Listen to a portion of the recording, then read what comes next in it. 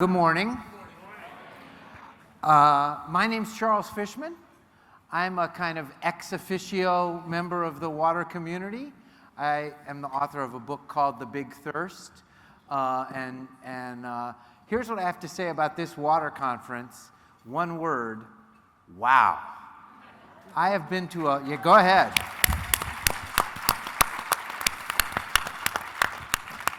I have been to a lot of water conferences in my life. I'm a guy who likes to keep track of things. 173. That's a joke. 173 in the last year, yeah. But the ambition and the reach and the optimism of this year's One Water Conference is really remarkable. I think there's a breakout session on literally every single possible problem or challenge you could face in the world of water, from how to be a leader to how to reorganize your purchasing and procurement, which is really impressive. After today's group session here, in this morning's breakouts, there's actually a session called Managing Water Flow and Nutrient Loading in Residential Settings, the case of Charles Fishman's home. And Radhika organized that without even consulting me. Before we get started, we all wanted to say how thrilled and impressed we are with the climate strike that's going on around the world. I didn't leap on stage. There you go.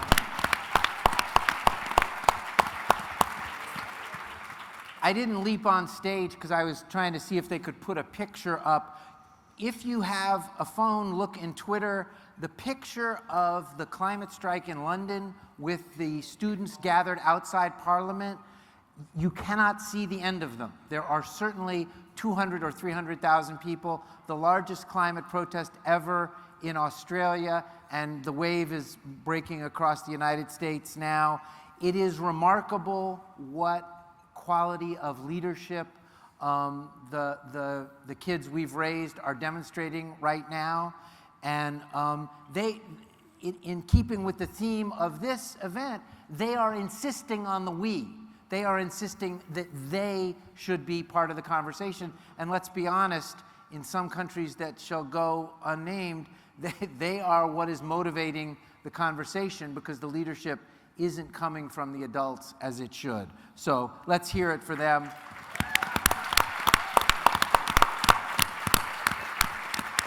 The opening sentence of the current New York Times story about the climate strike is, "They are in open revolt." We need them to be. Two things jumped out at me from yesterday, among a lot of things that I noticed yesterday. Two things people said.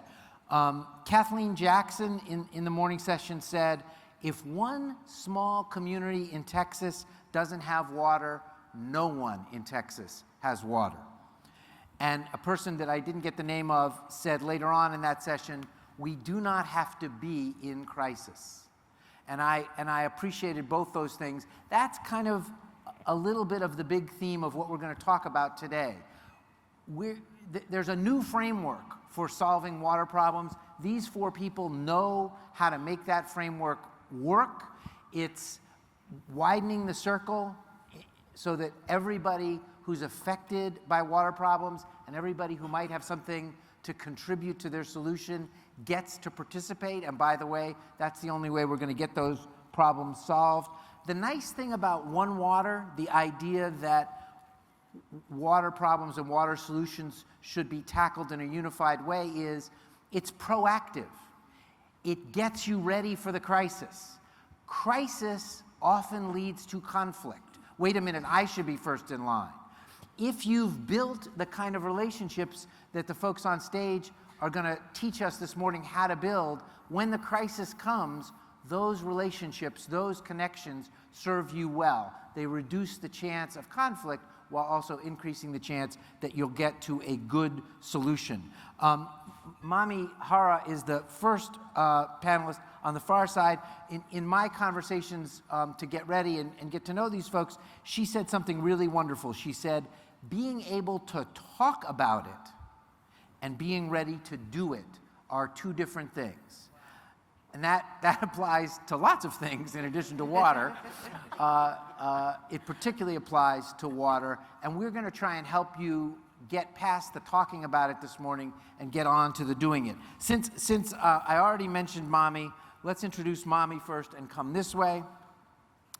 Mommy Hara is the CEO and the general manager of Seattle Public Utilities, which includes not just water, but also solid waste management, recycling.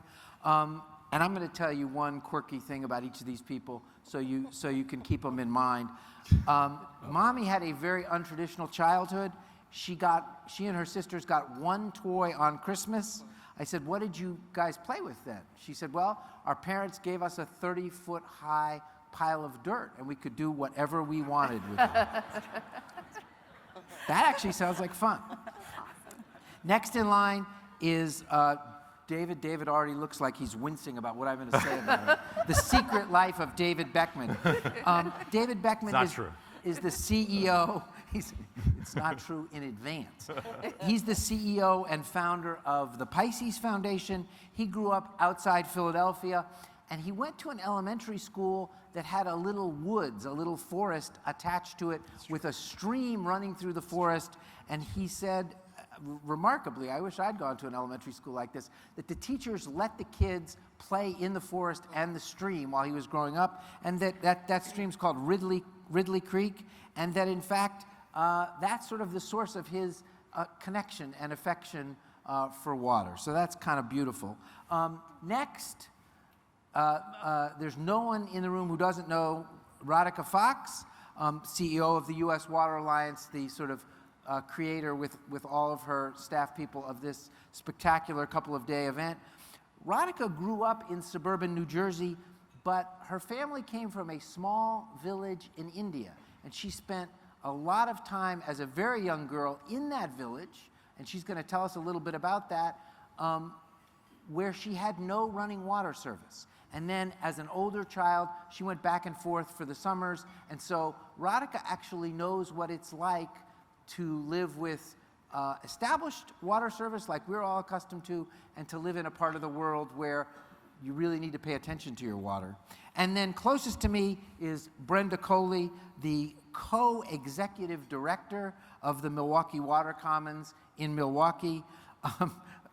Brenda, actually, the favorite tidbit of all of these folks' lives, early in her career, Brenda worked at a foundry in Milwaukee, and she operated the crane that moved huge buckets of molten steel. And she said, when I got to work, everybody cleared out. She's working the opposite way now. When she gets to work now, everybody comes running. I think if you've moved buckets of molten steel in your life, everything else seems like you can handle it. Okay, keeping in mind the idea that we're going to talk about how you do it, not just talk about it. Brenda, the Milwaukee Water Commons sponsors this interesting event in the summer called the Open Water Swim. Tell us about why you sponsor, what it is, and why you do it. Well, thank you, Charles. Milwaukee Water Commons has 6 initiatives that we had community vetted to talk about what it would really be like for Milwaukee to be a truly water-centric city. So those initiatives are arts and culture, green infrastructure, education and recreation, water quality, and blue-green jobs. And so this Cream City Classic, we call it, came out of water quality. And what we really wanted to do was to sort of provide a roadway and an access for people to swim, to have an expectation to swim in the Milwaukee River. So we have it at the point of confluence where all the rivers dump together. And we had the second one last year, and I think around 75 people swam in it. And it's the second time in 100 years that we had an open water swim. So what you're doing two things. You're saying to people, you can swim in the river. We're saying to people to have an expectation that you should be able to swim in the river. Swim in the water. We're saying that we've come a long way. Water quality has come a long way. I wouldn't say that we can swim in the river every day, but it's getting there. We've made vast improvements, and we wanted to really highlight that. And the point of swimming is there's no better way to illustrate water quality and also what a resource a river is than to actually get in the water. You know, on the banks of the Milwaukee River 100 years ago, that you wouldn't believe the activity that took place. There had swimming clubs. Picnics. There were picnics. There were bands that played down by the river. People really, you know, recreated at the side of the river, the banks of the river. And we really want to have an expectation that we have fishable, swimmable, drinkable water again. You're both setting saying a high. we're getting there and setting a bar, Yes. and also reminding people what a river can be besides just right, something to right. cross over on the bridge. And just one more point, Chelsea. We're also trying to talk about access, that everybody has a right to be at the river. It belongs to no one. It belongs to everyone. So we're really trying to open up roadmaps so that that river has the diverse level that the city has. Well, and that whoever you are, you feel a sense of connection Right. and also a sense of ownership. Okay, great. Radhika, tell us a little bit about those early years in the village in India, and tell us the name of the village. Nagaratapalam is the village. Tell us, say it one more time. Nagaratapalam. Okay. And it's in southern India, probably a couple hundred miles from Hyderabad, which would be the big city that would be the closest city. And so I was actually born in Jamaica, Queens. Actually, I was an accident. I came a little bit early. My parents had just come to this country, and so I went a happy back. accident. It happened, the best accident ever, right?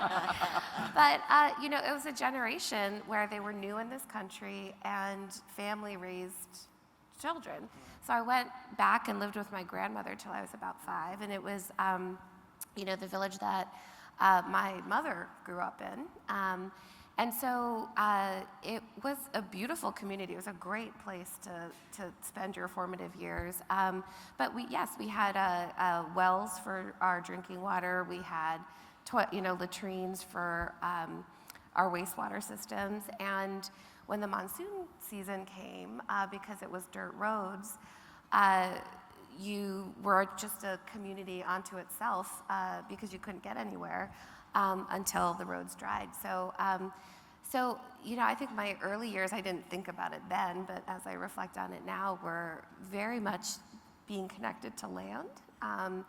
And then, you know, coming to this country, like to have flushing toilets and all of the things that we have, I think it gave me an early appreciation really around just the value of water systems and how they're a driver of so many things that we want for ourselves and for our families and communities.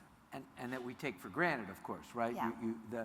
It's not just that you can go and flush the toilet and wash your hands and cook. It's all the things that those things then enable. Exactly. Right. Exactly. Okay. And Mommy, you undertook the most ambitious water planning project at the youngest age of anybody I've ever met.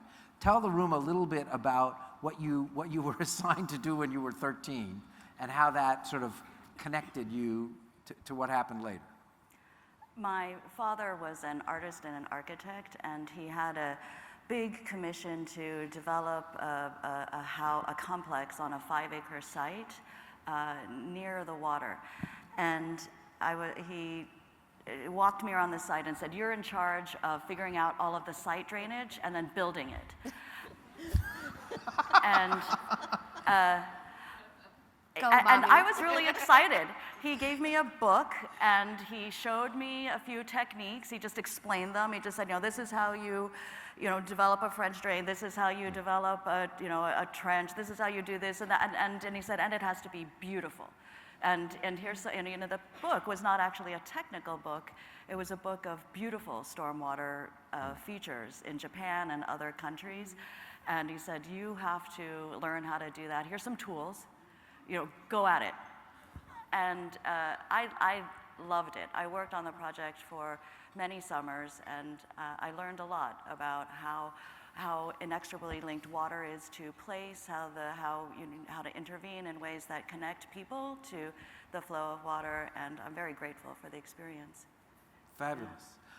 Every 13-year-old should have to design a 5-acre site. Okay, so the point of hearing those experiences is just 3 of the 4 people on stage, putting David aside for a moment, came to water from outside water and brought this interesting sort of holistic experience with them, and I think that's what we need. Radhika, you told me a story about 2 utilities merging, and I want to sort of jump right into that story. There's a very established way of doing things in the world of water, and it's been very successful, especially in the developed world. So my question is, how do you get people who are comfortable doing things the old way to do things a new way, and how do you move sort of from conflict to cooperation? So tell us the story of those 2 water utilities. Yeah, so when Charles and I were talking, and thank you, Charles, for joining us and for hosting this conversation. We really appreciate you. But, I was telling Charles the story of one of our members, Central Arkansas Water. And it's really a story. So a lot of times in the water sector, we really talk about the hyper-fragmentation that exists for the non-water people in the room. And I love that we have lots of non-water people in the room. We have 55,000 drinking water utilities, over 18,000 wastewater utilities. Mommy, I don't know how many stormwater utilities, but many, many, many as well. And that fragmentation really holds us back in really achieving one water or just safe and reliable, efficient water service. And so Tad, who now runs Central Arkansas Water, before that there was Little Rock and I'm going to forget the name of the other. North Little Rock, thank you. And one of them gave wholesale water to the others. It was always about, is the prices more than it should be? If there wasn't enough water, what would we do? And everybody knew that going it alone, these 2 relatively small communities, it was not actually achieving what they needed. But for decades, there was no real cultural desire, I would say, first and foremost, to consolidate. Well, if you're the head, if you're the executive director of North Little Rock Water or the executive director of Little Rock Water, why would you want to merge, right? Even though it would be to your economic benefit, like in the hundreds of millions of dollars economic benefit to do that, right? Right. But it's my high school sports team. It's my name on that water tank when you drive into town, right? And so sometimes we make choices that aren't actually about what's in our best interests, right? We do that as people all the time. I mean, I make bad choices all the time, and we do that as communities, right? And so, but they found the we. They actually ended up having a process with the university who was able to, both bring the facts and figures. The University of Arkansas? Yeah, to bring facts and figures to the table, but also to be a neutral broker of the conversations that needed to happen. And when that happened, when that trust was built between these 2 communities, the acceleration of both the effort to consolidate, but then all of the economic benefits of building one wastewater plant versus 2, all of those things rapidly fell into place as well. And do you know from knowing this story, do you know what the tipping point was? Or was there a tipping, at what point did people look at each other across the table and say, you know what, we could do this better together? Well, I think, that is a great question, and if Tad was in the room, I would call on him.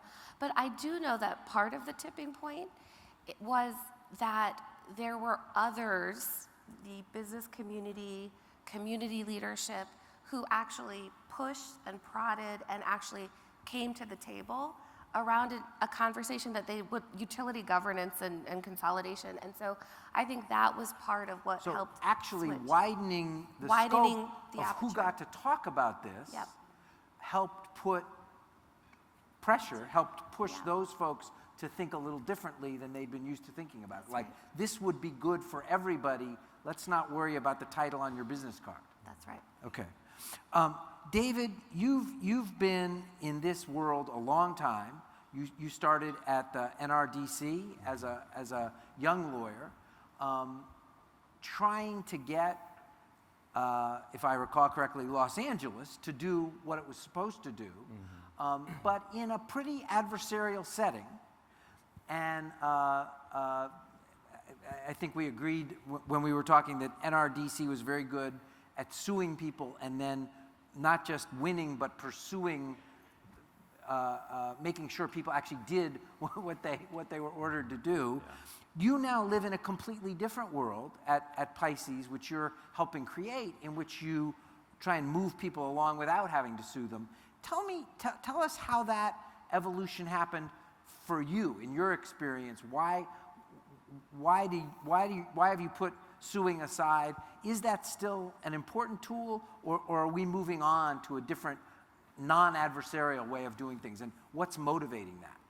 Yeah, that's a huge question. I mean, I run a philanthropy now, and we fund many people in this room to do all sorts of things, a whole mosaic of activity, from getting together and in conferences like this to developing new approaches to urban wastewater, to advocacy, which is important. And it's funny when you mentioned that my co-panelists sort of started outside water and came into it. In some ways, I started into it and have moved into a bigger ecosystem. We do a bunch of issues, including climate at Pisces.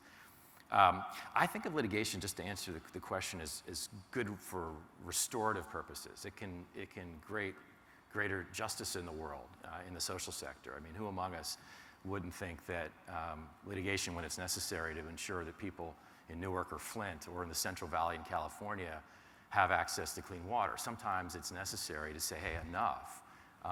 You need to deliver clean water to this community, and the tool needs to fit the circumstance. But litigation, is better at restoration, less good at creativity, less good at the forward steps, although it can create, greater inclusivity by giving people who don't have a voice. It can create a stage from which we can build that bigger we, because it can level up power. At least it's part of that. It's not the whole thing by any stretch. So for me personally, I think that there's still an important role for advocacy in the world and for litigation when it's necessary. But our tool selection as a community needs to be broader. And that's not just for advocates, it's true for folks who are running utilities. And I think part of it is moving from a sense of what your mission is in an organization to what is the shared vision that motivates most of us to go to work every day. What's the goal? Yeah, often the vision is bigger than the mission. And the vision is often more of the we, and the mission is often more of, well, I need to run a utility, or I need to be an advocate, or I need to run the U.S. Water Alliance. And so that vision piece, I think, creates some of the broader terrain maybe for the conversations about the we. Well, I think actually you're making a really important point. Let's pause just a moment. The mission of whatever organization you're part of may not be the whole story.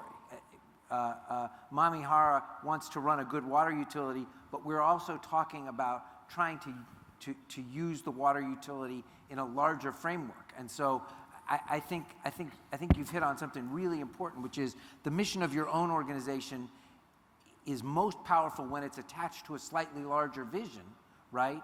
And you need to keep both those things in mind if you're going to both be motivated and do something bigger than just tick the boxes on the to-do list. Right, and if just really briefly, just to connect that to my early experience when we were working on urban stormwater in LA, and there was epidemiological studies that were showing after it rained, it was substantially more likely, you were substantially more likely to get sick in the beautiful Pacific Ocean. Really big issues, overflows in communities of color that were not being addressed, et cetera, et cetera. What happened from some of that litigation was, the utilities, the city, the Department of Public Works, I think began to see their vision as more than just that mission of defending, and the advocates in the room understood that there needed to be some work and some concessions on time and other things to get to where everybody wanted to go. So I'm not saying that that's the only way to get to we, but I think sometimes it's those moments that we need to take advantage of to really change the game. And if Newark and Flint and the recognition that not everybody in this country, there are millions of people who don't have access reliably to clean water, which is, you know, something that really we all should meditate on. It's that opportunity to recognize that and then to figure out how we can do something that I think is really essential. Okay, and you talked a little bit to me about the organization in the LA area that sort of tackled some of these problems with early rain gardens. Mm-hmm. Can you just give us a little flavor of that? Who they were and what they did? Tree people. Maybe, I don't know if there's anybody from the Tree Tree People. Yeah, Tree People. They basically, I don't know, 15 or 20 years ago started doing, like, just on a particular piece of property, retrofitting a house. It was kind of novel, and the TV cameras would come and take pictures of it. So the good news is that nobody takes pictures, or not as much, because it's more common. But it was the... What were they doing for the people in the room? They were creating rain gardens. Rain gardens. They were redirecting rain gutters off roofs into rain barrels. They were tearing up, pervious pavement and impervious pavement and putting pervious pavement. And the things that probably these folks are doing all the time and have become, standard, you see in the new library up the street, were novel and new. And they sort of were among local grassroots frontline organizations that began, I think, to awaken others to the promise of these approaches. Right, but that approach was sort of greeted with a certain amount of skepticism in the established water world, wasn't it? Yes. I mean, Okay. I think, and this is maybe another, how do you get to a bigger we? I mean, being able to ensure risk a little bit, not necessarily literally, but at least socially, in terms of the relationships that stakeholders have is probably key, because I think, it's probably, one of my colleagues is probably better suited to address this, but briefly, water utilities said, look, I know what the predictable rate of pollutant reduction is from the system, the gray water system, right. And I have a regulatory requirement, and you folks, if I don't meet it, yeah. I'm going to be in trouble. So it's, sticking to that tried and true result required there needed to be some lubrication to move away from that and to test some of these new approaches. Well, and ensure risk is a slightly bureaucratic way of saying creating the space for people to try things that the established order might be really, really skeptical of, right? Okay, Mommy, you had some experience in Philadelphia. Mommy spent most of her career on the eastern side of the country with exactly this, with trying to, the Philadelphia water utility was persuaded of the power of trees and rain gardens. Then what happened when you tried to put them into place on these nice, tight, beautiful 300-year-old streets in Philadelphia? Tell us that story. Unfortunately, there wasn't, in many neighborhoods of the city, much of an acceptance of vegetation because people weren't used to it. It was foreign matter that was probably seen, well, that was definitely seen as problematic, potentially clogging drains.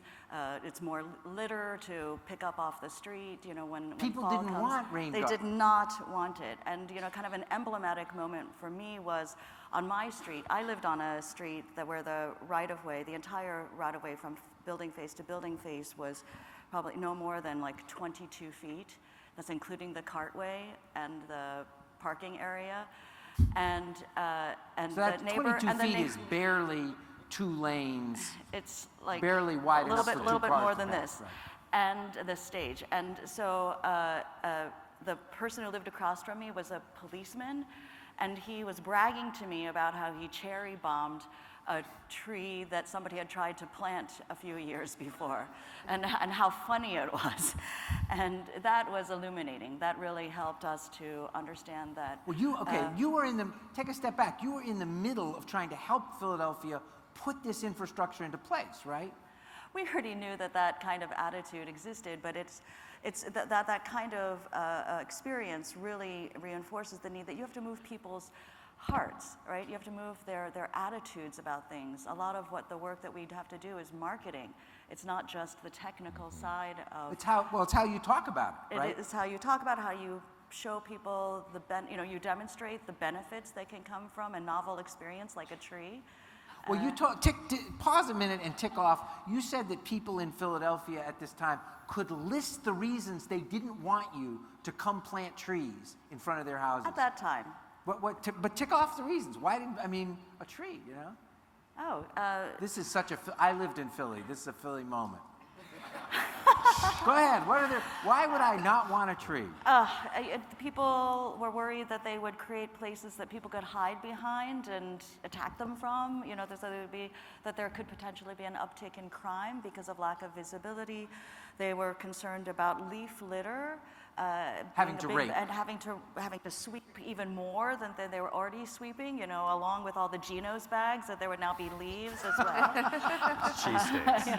And that they would have more flooding because of leaf litter clogging their storm drains at the end of their streets, that they would not have less light within their narrow row homes. I mean, the list just went on and on, and they had not.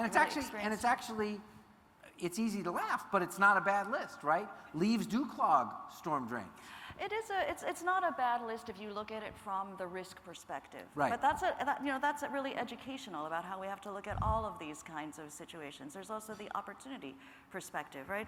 That a shade also reduces your energy bill and makes your house much more livable. The act of maintaining your neighborhood storm drain is, builds community capacity, right? You're all, and social cohesion. You're volunteering, you're helping out. You see each other doing that, you think better of your neighbor for the work that they did. Trees actually, it's been studied extensively. The green stormwater infrastructure in Philadelphia has brought down crime in their vicinity, rather than the converse. Fear, right. Yeah, rather than the fears being realized. And so,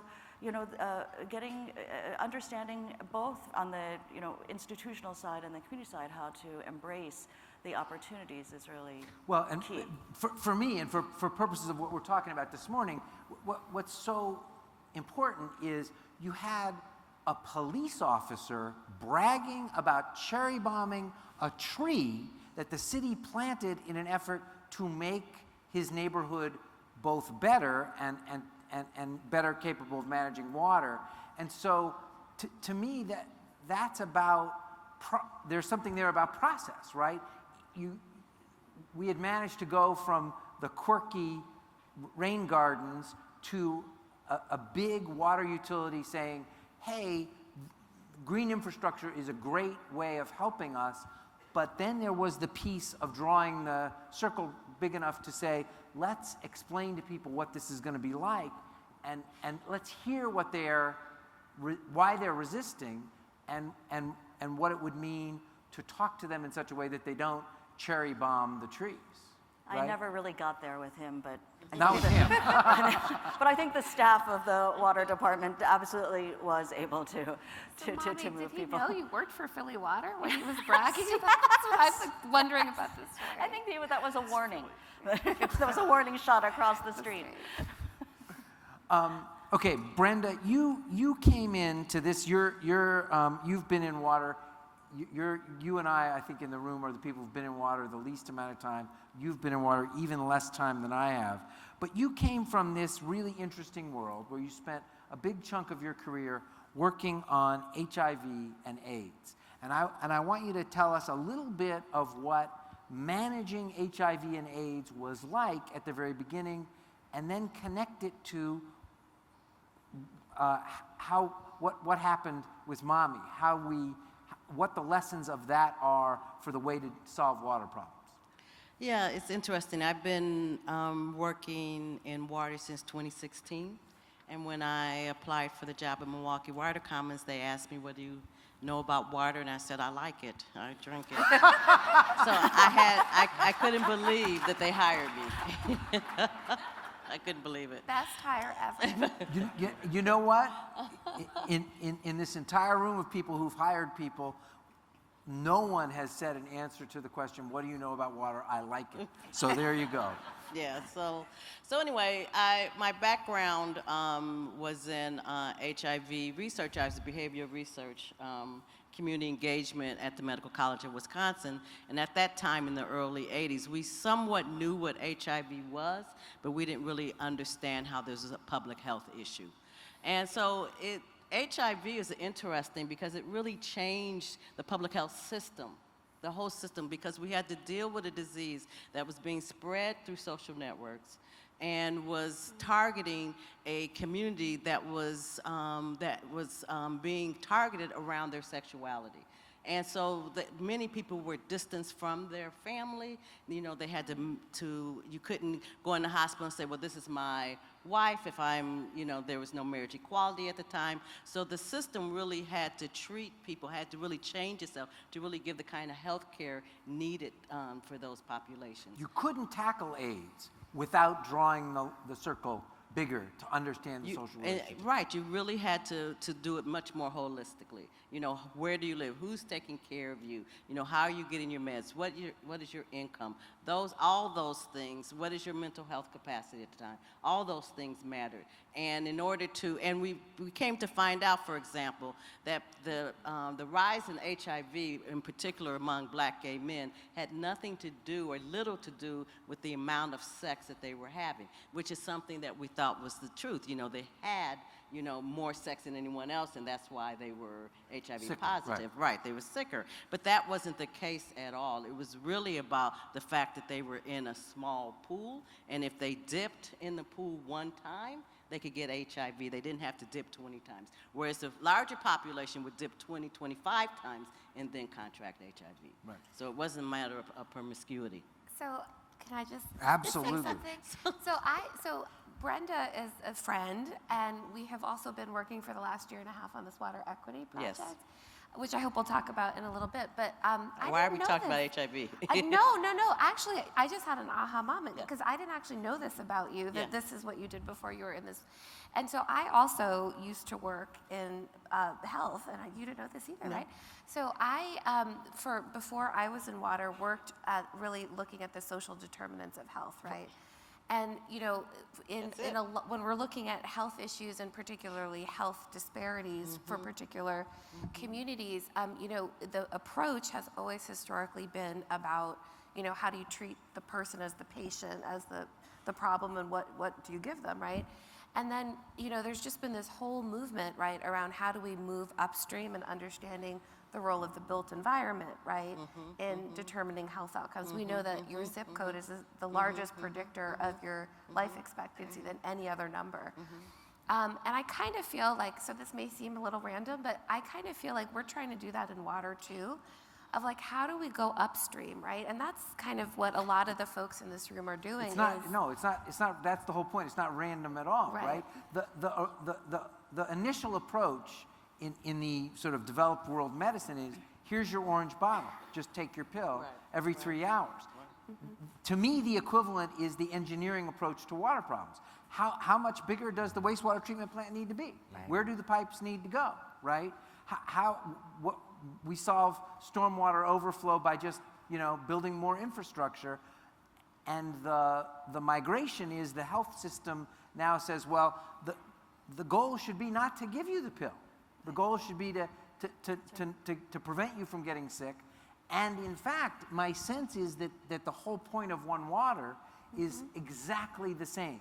Let's create a sense of flexibility and adaptability that doesn't just rely on engineering, right? But that can't rely on engineering. I mean, the thing is, we do better when we know better. So we have to engage people around these issues, not talk down to them, but engage them around these issues, give them agency, have them involved in the decision making, and they take it on as their issue and their problem, and then we change things. I mean, and we tell people why, as you did, why we need a tree canopy. Not only, why we need trees to deal with stormwater. And why trees are actually a better way of doing it than digging Mental up in health, the street. yes. Go ahead. But even more than just engaging people Yes. in the decision making, we also need to have structures in place that allow people to own the decision making and the assets.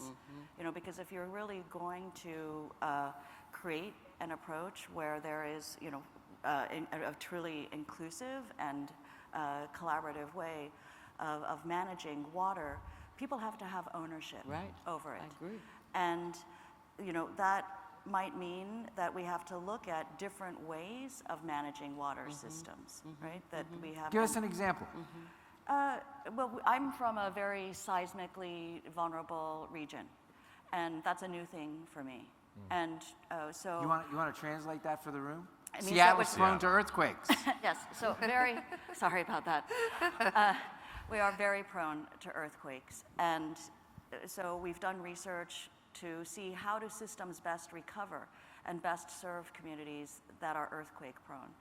And So you're trying to imagine providing water, wastewater, stormwater after an earthquake. yes, and, Okay. and wastewater is one of the biggest vulnerabilities. People always worry about getting access to drinking water, but wastewater management is a huge public health concern post-earthquake disasters. Right, and those pipes are not that hardened against an earthquake. Exactly. Right. And yet very few of our systems are designed for earthquake resilience. It doesn't just mean hardening pipes. We have to be looking at more distributed forms of infrastructure so that there is at least some Capacity somewhere. There's some capacity and also redundancy within the system, availability of sanitation. This can also tie into other issues that plague our region, like homelessness, right? If we're not thinking about having a system that also is not just about a centralized HAR system where you have to own a home that plugs into pipes that then go to a treatment plant. You know, if you really care about ensuring sanitation for all now and in emergencies, it means that we need to rethink our systems. It means that we need to rethink, you know, where does treatment happen? You know, where does water, you know, get recycled? You know, how should it be distributed? Okay, let me interrupt to ask a question. I want you to tell a different story, but I want to pick up on something you're saying. There are not many general managers of big water utilities who talk about homelessness as part of their responsibility. What happens when you talk that way in a meeting room with a bunch of city officials, with a bunch of people you work with every day? Are people surprised? Are people accepting? Are people like, you know, where are you going here? Well, actually, the impacts of homelessness, a lot of the impacts of homelessness are our responsibility in Seattle for our utility. We do needle collection, needle box, we have a needle box program, litter, homeless encampments, and our team is also working on the concept of sanitation for all. And so there are a whole number of programs that we've developed over the past 3 years to help, you know, with at least addressing the impacts, even though we're not the direct social provider. Right. But And you find that taking on that responsibility is welcome inside city government. it's necessary. But there are, at this point, Well, the reason I'm asking is I'm trying to get to the moment where you looked at someone and said, if you're not going to go out there and pick up the needles, my people are going to go out. Like, okay, you're doing it. We all agree it's great. But that's not how things get done. People fight. There's a certain tug of war. And I want to hear how you persuade people that it's okay for you to take on that responsibility. Actually, I didn't have to persuade anyone. All this work happened through a collaborative approach. The city called. That's the point. We Yeah, cannot be transactional. believe me, there was not a point where I was like, I'm doing this. Right. You know, because it like a was. movie. It was really, yes, but it wasn't. It wouldn't be true. But you know, it was really a collaborative approach where the community, our entire community, is distressed, or still is distressed. Acknowledges that the scope of the issue, and then the city called a state of emergency, and then all of the departments in the city and their partners got together, and all of these services evolved. But there's also continuing evolution needed. You know, we need to figure out how we take more collective responsibility. I mean, it was necessary for us to react you know, in this moment. Mommy, when you talk about that we have to provide ownership, that's really what it's all about, because it can't be transactional. It's got to be relationship, and this goes for everything. That's why we're all connected. And when we have a relationship-based kind of way that we're dealing with our water, then everybody has a stake in it. And Charles, I think this is like one of the tools you were asking earlier about this. How do you move? You know, in my perspective, One Water is not about one person or one organization making a decision. Right. And you know, in my own experience, I've seen, you know, the dialogue go from, you know, we're going to tell you, community, how we're going to deal with your wastewater, if we're going to do it at all, to we'll tell you and give you a chance for feedback, to we'll tell you, give you a chance for feedback, and we'll respond to your comments, to let's all get together in a design charrette and talk about what might work best here.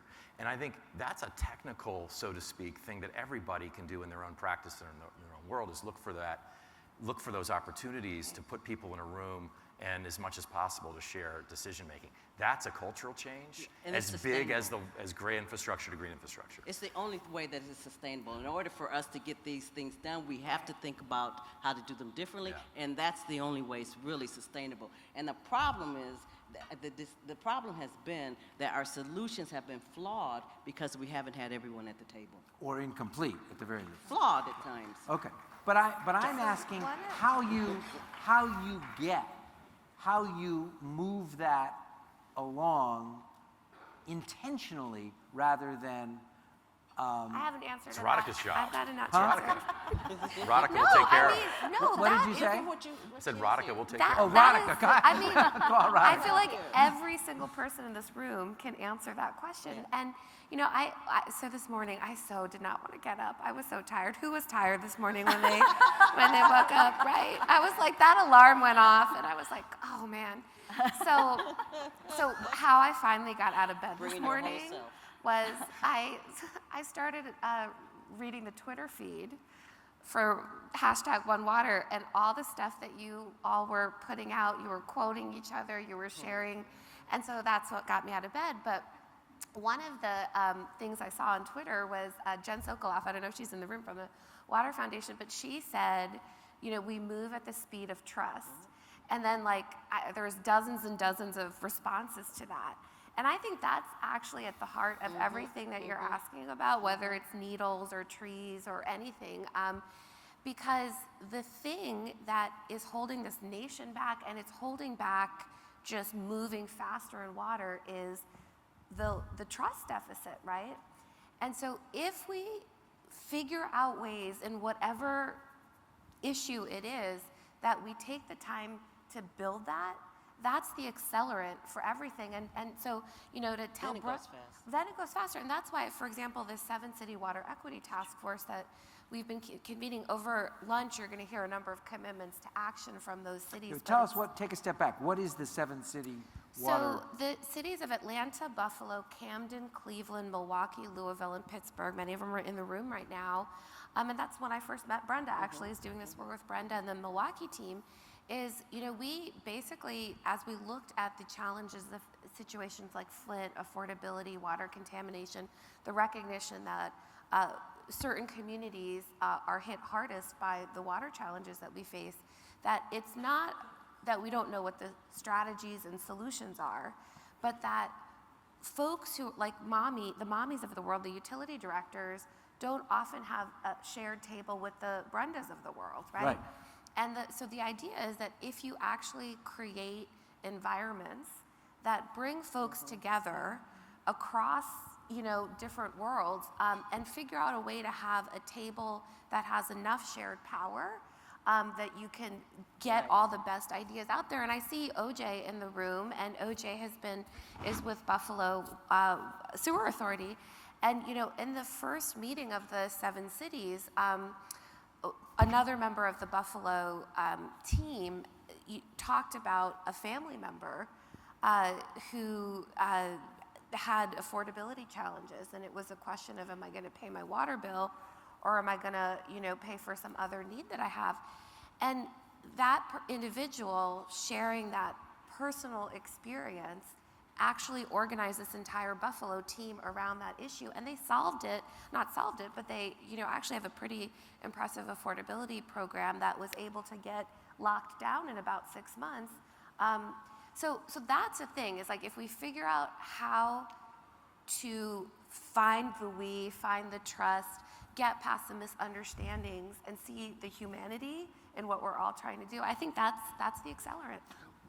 There's no question. The first step takes a little longer to get past the cherry bomb, but once you've established those relationships, the next set of problems, you both get a better solution and you get it quicker. What I'm curious about is, what Brenda said is absolutely true. I'm sort of trying to get at how you get people used to doing it the old way to draw the circle bigger. So this coalition, the 7-City Water Coalition, is a great example. Did you all pick the cities, or did the cities volunteer? It was a combination. So you actually went to places Yeah. that you thought needed help and said, hey, why don't you try something new? And we saw seeds. I mean, part of it, we saw seeds of courageousness happening, right? In certain places. In certain places. And we said, let's encourage that. Yeah. Okay. Mommy, tell us the story of South Park. Take a step back and tell the story the way you told it to me. You came to work there. There's this neighborhood. Tell us about the neighborhood and what happened, because I think this is an example of what it looks like to sort of have the aha moment and then change the template. Well, the South Park story is by no means complete. Finished, and we right. are by no means where we need to be yet. Okay. But- tell them the story before you tell them what's not Okay. done. When I arrived, the community had been clamoring for the city to address some significant flooding issues, because it's a very low-lying area. It's one of the most vulnerable to sea level rise in our community. And tell people where South Park is and what it's like. It's a neighborhood that is half industrial and half residential in the most low-lying area on the Duwamish River in Seattle. Okay. And the neighborhood has, as many lower income communities has, it has some contamination issues. So there's Superfund work that is, there's Superfund negotiations and work that are underway right now in concert with a series of investments that our utility is on the hook to make around a pump station, some water quality work, and conveyance. And the utility was looking at the work as the 3 major projects that were on the docket for the next 5 years as separate projects, even though they were ultimately should be functionally connected. And there wasn't a clear sense of leveraging them for any community benefit. They were just going to go in there and engineer the water problems. No, they probably would have added some bells and whistles around making it look, pretty, and trying to make the streetscape, manageable around them. And I think there were lots of really great intentions around, public art and other things, for those projects, so there was, wonderful intention, but there was missed opportunity, in terms of looking at that work in a different way. And you also said there was resistance, right, from the community to that initial kind of work. In terms of the residents were worried about what you were going to do. I think the residents are rightfully worried that if you make significant investments in a community like Seattle's, where the economy is so strong, that'll open the way for gentrification and displacement. Right. You're going to solve the problems, then they won't get to live there anymore. That's right. And the community's primary concern is to thrive in place. This is where they are from. They're the ones who have been advocating for the environmental enhancements. They've been doing all the emotional and advocacy work, right, all the time-consuming work, without being paid a dime. Right. Come fix our part of town. Yes. And so in this kind of situation, when the government comes to help, they are coming to help create a lot of inadvertent outcomes. And so it was great that they articulated that to me, when I first arrived. And so we started to rethink the way that we started to approach the work. And through help from foundations that I had some work with before, Kresge and Robert Wood Johnson Foundation and others, helped us to fund the community's participation, to pay them so that they had, greater time and agency, to participate, and through the funding through the Center for Community Investment, to have formal and well-organized convenings with the community that allowed them to really help to shape the full agenda for South Park that does not center on our pipes, believe it or not. Their agenda centers on housing.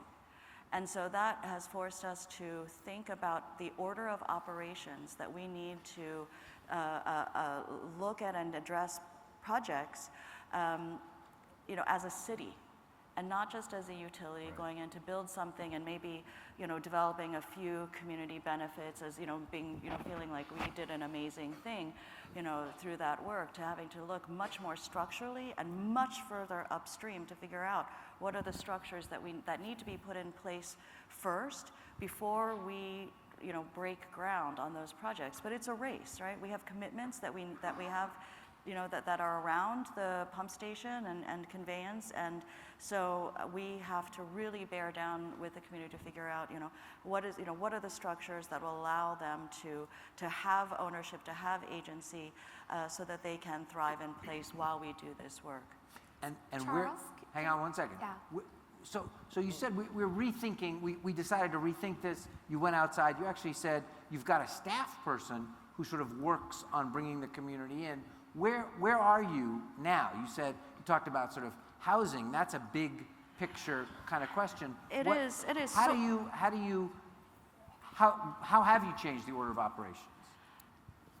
The community, the South Park community, is organizing, developing like an actual organization that can act as a real estate developer.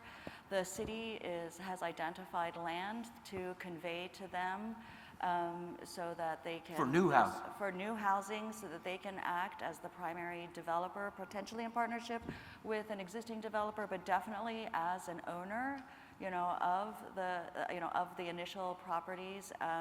They're getting advice, on how to both build the organization and how to be good developers, and that's also through foundation. So you're building funding. Some new skills. Yes, those new skills are essential in the transfer of ownership of the problem, right? Of not the problem, but the opportunity, need, right, the opportunity right. and the need, and then we are changing the way that we're aligning the work with the community's needs and engaging them, more, down, in our downstream level work. So, it's happening at both ends, and, we're hoping that it comes together with other agencies investing in Hang on one second. I promise. Everybody would agree that this is a better outcome if it works. Did it slow down fixing the water? It has a bit. It has, and also how we're also looking at our role has changed a bit. We're also helping to invest in open space along the river's edge for the community, and helping to develop, get grants and things like that to help. But instead of resistance, you now have exactly the opposite. You have them pulling in your direction. Yes. But the problems are large, and so you can't expect 100%. But yes, we know each other. We know each other on a personal level, and we're trying to solve the problems together. Great. Okay, I'm sorry, Radhika. So I just have a worry that I want to name, and I want to ask David a question about my worry, and I want you to hold this worry with me. Is that I think we all have a great story like Mommy just shared, or that we've been sharing for the last couple of days. What I worry about is that if we all agree that finding the we, moving past us versus them thinking, is what we need to transform water in this country, and we all have an example, a story, that's wonderful, but I feel urgency that it's not happening enough. and that what's the field? How do we build the field of finding the we in water? And so I thought, David, you could tell us what you think about that. Right. Thanks. Well, so I don't have the answer, but I do have a couple thoughts about it. I wanted, just listening to these incredible women talk about what they're doing, just a couple thoughts. One is, there's a bunch of people in this room that know how to engineer all sorts of cool things. And what we need to do is engineer for collaboration. We have to invest in it. Philanthropy has to invest in it. It has to be, you know, the work that you did in your community and the work that's going on all different places has to include the legitimate cost of the collaborative structures, the facilitation of meetings, the things that actually build and can build the time. And to pay for the time, right. Not just to provide at a community meeting coffee and donuts, but actually to pay people the full cost of their participation. And this is something that I think can be routinized into the structures that we work. The second thing is to recognize that relationships are infrastructure. Infrastructure is not just green or gray. That's a great. At 100%. Stop 1 second. Relationships that, are infrastructure. That's Relationships are very infrastructure. tweetable, David. All right, That's tweet great. it. Okay, that's great. Isn't it Instagram now or something? I don't know. I don't know if tweeting is. So I think that's a critical piece, and again, that can be invested in just the way we invest in pipes or in rain gardens, and that is that, you know, this kind of purposeful creation of the settings in which people can be in productive relationship. It's not about everybody singing Kumbaya and agreeing about everything, and that's not realistic or necessary. But being in productive relationships is something we have to hold. Each of us has to hold that standard in the work that we do, no matter where we sit around the table. And then I think, you know, the idea that collaboration includes shared decision making. It's not just, will you give me input? It's what can I do to evolve the way I work and to really enable other people to help make decisions. Philanthropy is experimenting with participatory grant making, where the people in the front lines, as opposed to just, you know, folks like me, are deciding where money goes. That kind of an evolution across the range of the organizations represented here, I think, is part of it anyway. I mean, my favorite example, absolutely. My favorite example of the opposite is the EPA takes 47,000 comments on some, you know, on withdrawing, banning the pesticide that hurts children. 46,900 of them are, please keep the rule in place, and then they do whatever they want. Thank you for your comment. We're just going to go over here. Right. You're talking about a different system. Okay, we're out of time, but let's, if you don't mind, do just what David did. What would it look like from each of the rest of you to sort of put in place a system where you don't just invite people in, but they are part of the routine, the whole community is part of the routine way of making those decisions and coming to the right conclusion? You know, in my community, we have a community brainstorming model where folks come to a church basement once a month and talk about issues that are relevant to the Black community. Milwaukee Water Commons is working on establishing a community water assembly where we really want the community to be a part of decision making and policy around water. And so we want it where folks who are trying to run policy, to make a decision, to do something big in the city around water, that they have to appear and get buy-in from these community members, grassroots. I'm not talking about the bridge makers. I'm not talking about the stakeholders. I'm talking about community folks, talking about policy and decision-making around water. And that's really the voice that we need to uplift and that we need to hear. It's too bad you have to make a distinction between stakeholders and community members. That's what I was smiling about. The community members are the stakeholders, of course. Yes, yes. Okay. So I'll quote David and say that relationships are infrastructure, and that is part of what we have to invest in. But I would also say that sometimes we use that as an excuse too, right? That it's like, I need time to build, you know, so it's like, I think we have to stay focused on outcomes and the relationships that we need to have in order to get the outcomes that we're seeking. So it's not talk for talk's sake. It's really about ultimately getting to the outcome. Okay. Mommy, last words. I believe that everybody has to take ownership of water management. and resource management. And that has to happen from, at the individual level, of really believing that you own the issues and that you are responsible for coming up with solutions and participating in a very physical and very real way. And also that we need to develop structures that enable people to take that ownership. Okay. I'm good. Are you guys good? Anybody have a last thought? No? Relationships are infrastructure. If you take nothing away from today except those 3 words, that is a great tagline. All right, thank you all so much. Thank you.